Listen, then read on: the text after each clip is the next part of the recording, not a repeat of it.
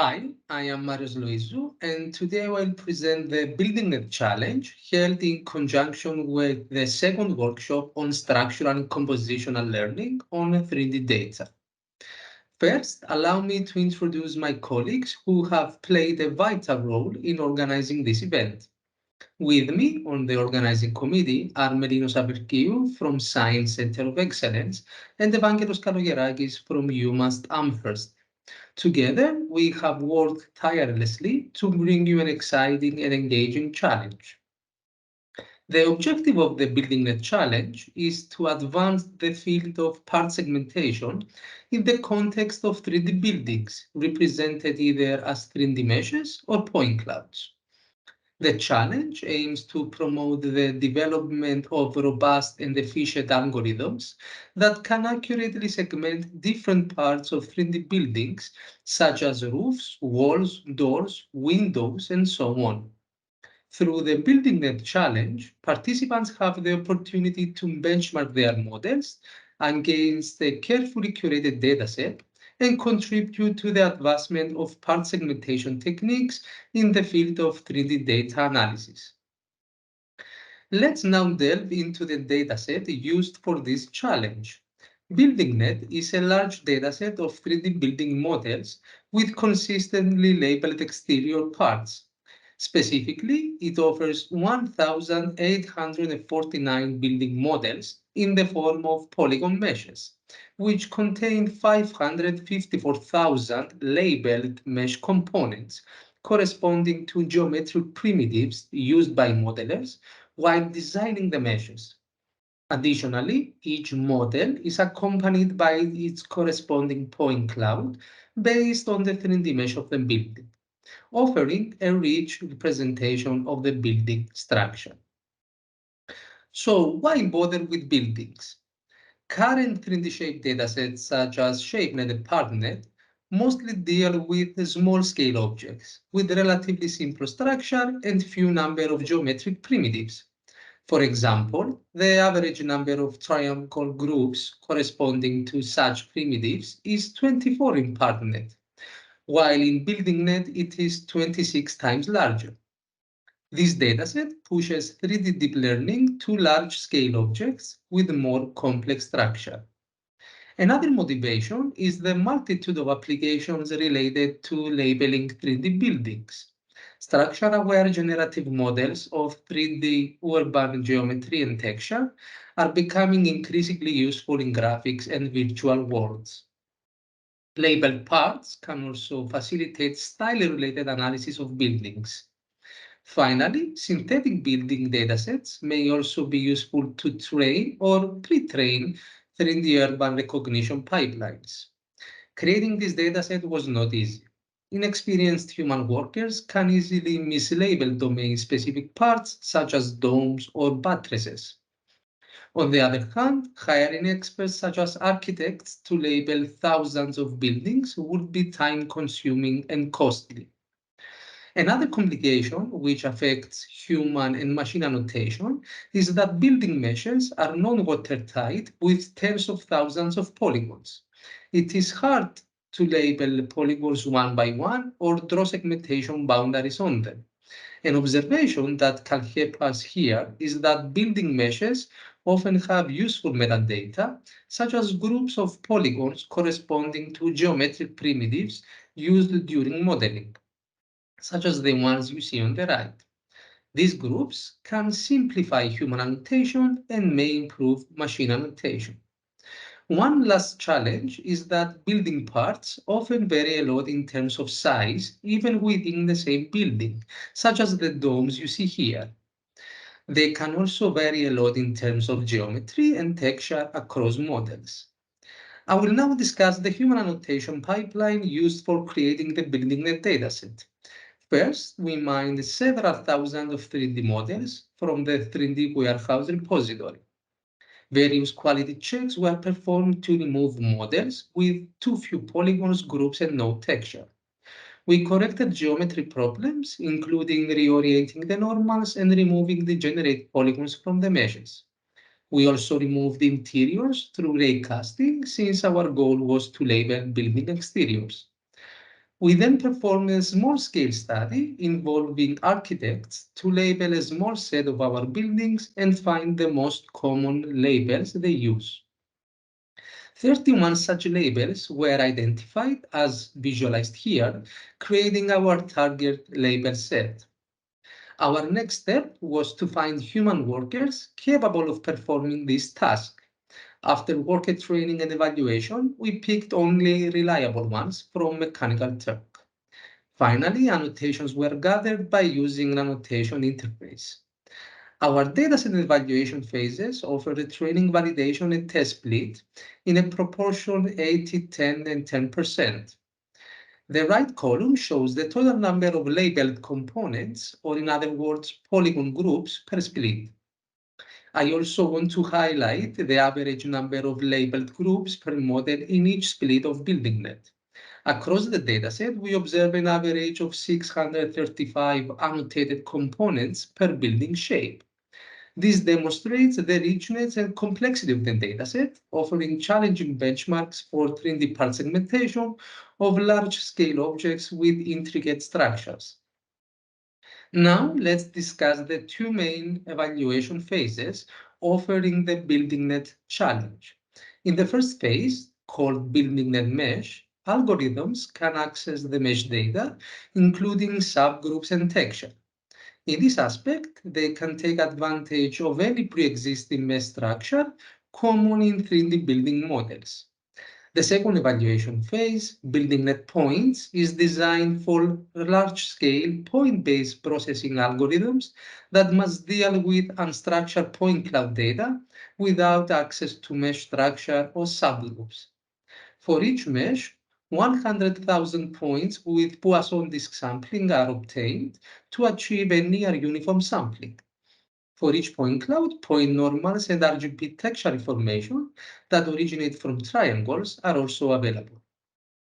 We also offer two dev phases where participants can submit their predictions on the validation split in order to familiarize with the BuildingNet dataset and the online submission platform.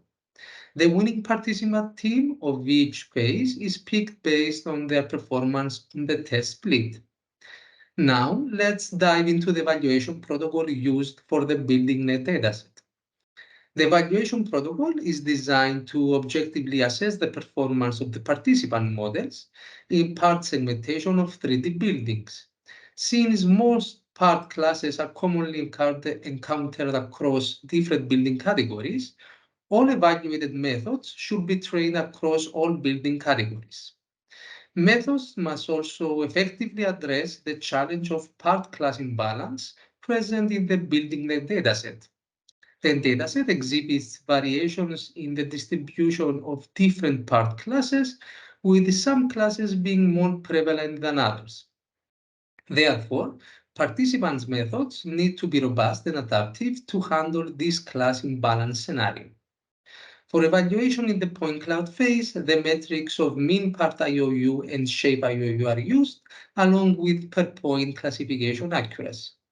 For the mesh phase, a variation of the previous evaluation metrics is applied on triangles, where the contribution of each triangle is weighted by its area.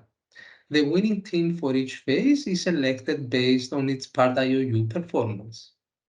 To facilitate the BuildingNet challenge, we leverage the power of EvalAI, an open source platform designed for evaluating and comparing machine learning and artificial intelligence algorithms at scale. EvalAI provided us with a robust infrastructure to host the challenge and streamline the evaluation process. Using EvalAI, we were able to create multiple evaluation phases and dataset splits, accommodating the diverse requirements of the challenge. This flexibility allowed participants to train and fine-tune their model using the training and validation splits, while keeping the test split concealed until the end of the challenge. Let's now discuss the baseline methods employed for the two evaluation phases of the BuildingNet challenge. The baseline methods provide participants with a starting point and a performance reference for their models. For the BuildingNet points phase, we tested a classic unit architecture that utilizes residual blocks. This network was implemented using the Minkowski engine, an auto-differentiation library for sparse tensors. For the mesh phase, we tested various baselines. One simple baseline is to first sample points on the mesh, then use Minkowski-net to extract per point descriptors, and finally aggregate the descriptors for each triangle. Aggregation is performed by using min pooling on the descriptors of points belonging to each triangle to extract per triangle descriptors. Then we employ an MLP and classification layer to label each triangle on the mesh. We transfer point descriptors to triangles using the architecture that we used in the point phase, yet the performance remains low.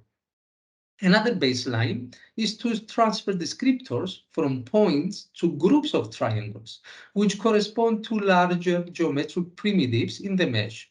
Here we find all points belonging to each triangle group, then performing pooling of their descriptors to extract a descriptor per group used for classification. Since the aggregation of point descriptors happens over primitives larger than triangles, the labeling performance is improved. Now let's take a look at some statistics and key highlights from this competition. The BuildingNet Challenge took place from March 15 to May 24, providing ample time for participants to showcase their expertise in 3D part segmentation. We received participation from 10 teams, each bringing their unique perspectives and innovative approaches to the challenge. In the BuildingNet points evaluation phase, we received a total of 5 valid submissions from the participating teams. These submissions showcase the participants' approaches and algorithms for part segmentations of 3D building models represented as point clouds. And now, the moment we've all been waiting for, the announcement of the winner of the BuildingNet Challenge for the BuildingNet Points evaluation phase. It gives me a great pleasure to announce that the winner is Shicheng Xu, who secured the first position with a part IOU performance of 31.3%. Shicheng's submission demonstrated a slight improvement over the baseline, showcasing his exceptional efforts and expertise in 3D part segmentation. Now let's dive deeper into the outstanding performance of our winner. Shicheng will present his submitted method and will highlight the improvements he made over the baseline model. Hi, this is Shichen Luke Xu. I'm presenting my submission to the BuildingNet Challenge and my project multitask 3D building understanding with multi-model pre-training at Stanford CS231N course. I'm currently a machine learning engineer at Google Geo team and also a SCPD student at Stanford. First, let's talk about my submission to this challenge. I trained a PointNext XL model on BuildingNet points check for 3D building part segmentation. The PointNext model improved over PointNext++ model in 3 areas: data augmentation, optimization technique, and the model scaling. On the model architecture, it adds an inverse residual MLP layer, which adds a residual connection to allow the model to train deeper, and it uses separable MLP, which adds MLP layers after the reduction stage. This is similar to MobileNet to reduce the model size. Lastly, the output channel of second MLP layer can be expanded for model scaling. Comparing to the baseline LinkNet, my PointNext XL model applies the same random rotation before voxelization and use the same voxel size, 0.01. I use a smaller sample size, 40,000, and applied all the data computation from PointNext. I loop the dataset 12 times per epoch and only train the model for 100 epoch. For the loss, I use the same weighted cross-entropy loss. The test result of my PointNext Excel model marginally beats MinkNet, but significantly improved over PointNet++ by over 100%. In this project, I explored a new task from the BuildingNet dataset, which is called 3D building type classification. It basically produces a class label for the entire building object, such as castle, cathedral, and church. The chart below shows the class distribution of building types, and we can see it's super imbalanced. I propose a multitask model architecture to tackle both building part segmentation task and building type classification task. I explored multiple various learning strategies for this problem, including training from scratch, transfer learning from a different data set, multi-model pre-training using ULIP framework, and combine that with multitask learning. ULIP is a multi-model learning framework for text, image, and point cloud. For BuildingNet, I generated 64 text prompts, 16 multi-view images and depth map, and pre-processed point cloud model for each 3D building to form the triplet to train with ULIP.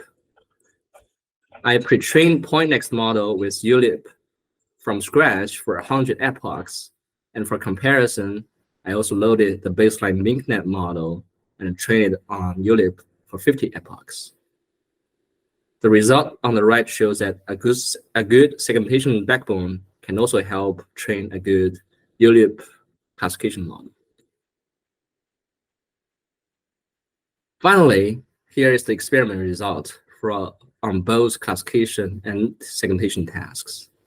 We can see that multitask learning with ULIP pre-training consistently achieves top performance on both tasks. You can find more details in this course poster. And that concludes my presentation. Thank you for listening. If you're interested, the paper will be released on arXiv. Thank you. Before we conclude, we would like to thank Shicheng for his presentation and contribution to the BuildingNet Challenge.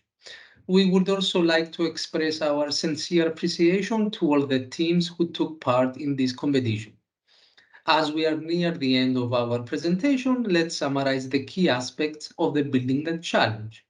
The competition focused on the task of 3D part segmentation of buildings, aiming to advance the state-of-the-art in this field. The BuildingNet dataset that was utilized for the purposes of this challenge provides a rich and diverse collection of building models with annotated exterior parts. We hope that this competition has sparked new ideas and inspired further advancements in 3D part segmentation of complex structures such as buildings. For those interested in delving deeper into the BuildingNet dataset and exploring the challenges and opportunities in 3D part segmentation, we invite you to visit our project and challenge websites. Thank you for your time and active participation.